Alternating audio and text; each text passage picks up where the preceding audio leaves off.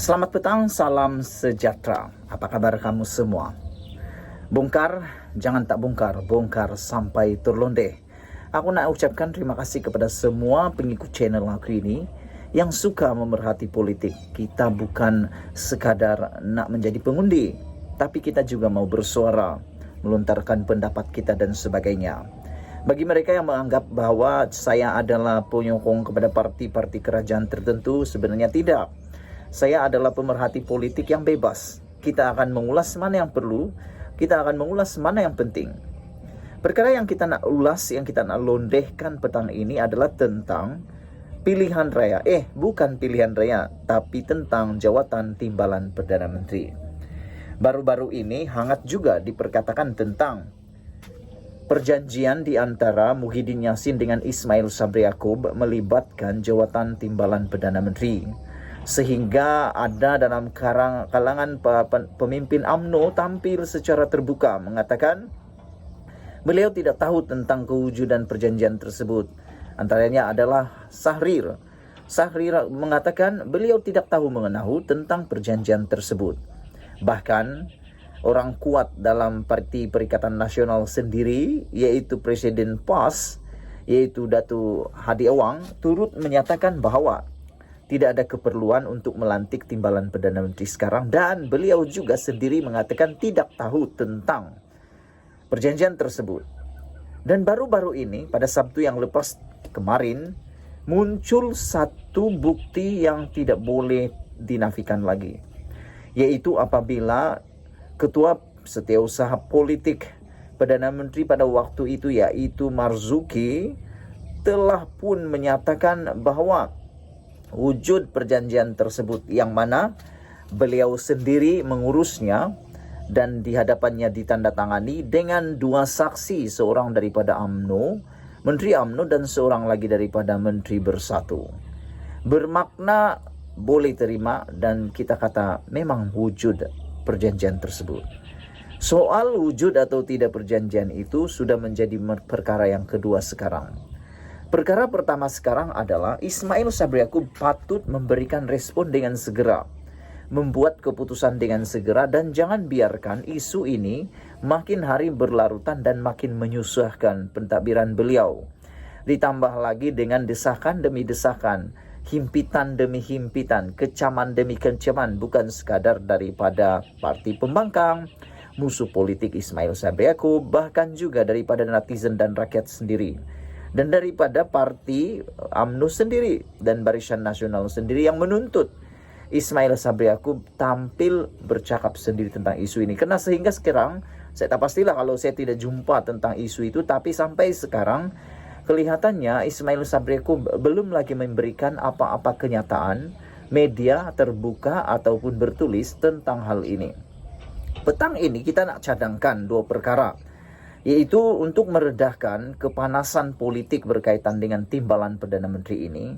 Apa kata Ismail Sabri Yaakob cepat-cepat menyelesaikan isu ini, bukan hanya memberikan kata ataupun kenyataan mengiyakan atau tidak, tetapi untuk meredakan keadaan ini. Aku mencadangkan sesuai dan sependapat dengan seorang penulis blog, yaitu Sabudin. Beliau mengatakan apa kata kalau Ismail Sabri Yaakob mencadangkan saja, melantik saja dua timbalan Perdana Menteri bagi meredahkan keadaan yang makin hangat ini. Mungkin Anda tidak setuju dengan pendapat kami ini, tapi pada pendapat saya inilah hujah yang terbaik bagi memenangkan dua-dua pihak. Satu menjadi sejuk, yang satu juga menjadi sejuk.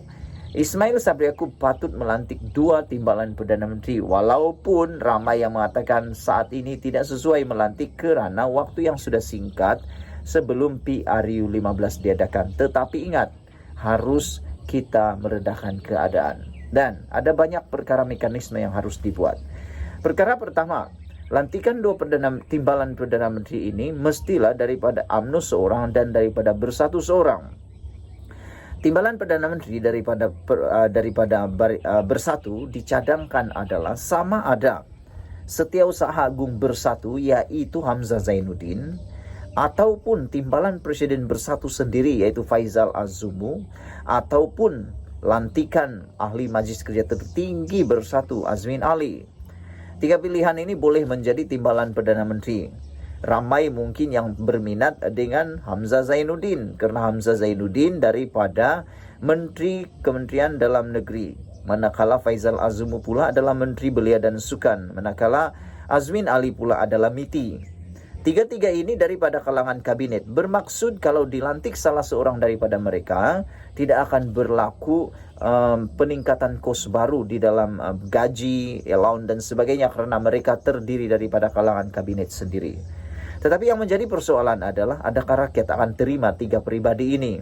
Faizal Azumu mempunyai rekod buruk apabila kalah dalam undi tidak percaya sebagai Menteri Besar di Perak. Manakala Hamzah Zainuddin pula mempunyai rekod buruk apabila berpindah daripada parti ini ke parti ini. Dengan kata lain, mereka selalu menyatakan bahwa dia adalah 24 parti. Dan yang paling teruk pula adalah tentang Azmin Ali. Adakah mereka akan diterima? Azmin Ali akan diterima oleh rakyat? Karena Azmin Ali benar-benar terkenal dengan 2 gelaran pengkhianat, lompat parti daripada PKR kepada Bersatu, dan juga telah menjadi perancang utama, antara perancang utama kepada langkah Sheraton yang membawa kepada kejatuhan Pakatan Harapan, sehingga menyebabkan huru-haranya negara punya politik sehingga ke hari ini. Itu semua rentetan daripada langkah Sheraton.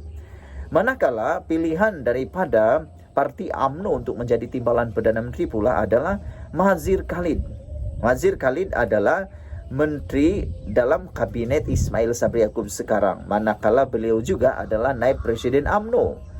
Jadi kalau Ismail Sabri Yaakob memilih Mahazir Khalid sebagai timbalan Perdana Menteri, secara tidak langsung Ismail Sabri Yaakob memperlihatkan beliau sedang melantik mengikut hierarki dalam parti, dan tidak akan ada lagi orang yang akan sengsong-sengsong cakap sini sana, kerana beliau telah mengikut hierarki politik Parti Barisan Nasional.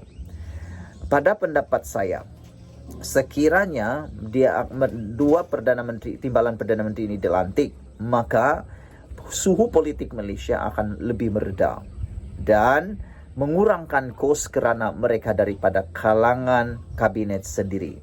Tak pastilah kalau kluster mahkamah mempunyai cadangan lain untuk menjadi timbalan Perdana Menteri. Adakah mereka akan mencalonkan Ahmad Maslan atau mencalonkan terus Zahid Hamidi?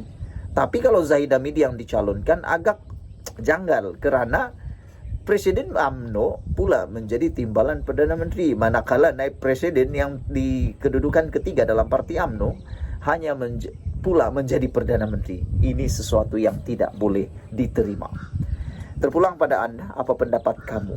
Adakah kita perlu timbalan Perdana Menteri, dan adakah Malaysia akan ada timbalan Perdana Menteri esok? Ataupun timbalan Perdana Menteri ini hanya tinggal jadi retorik?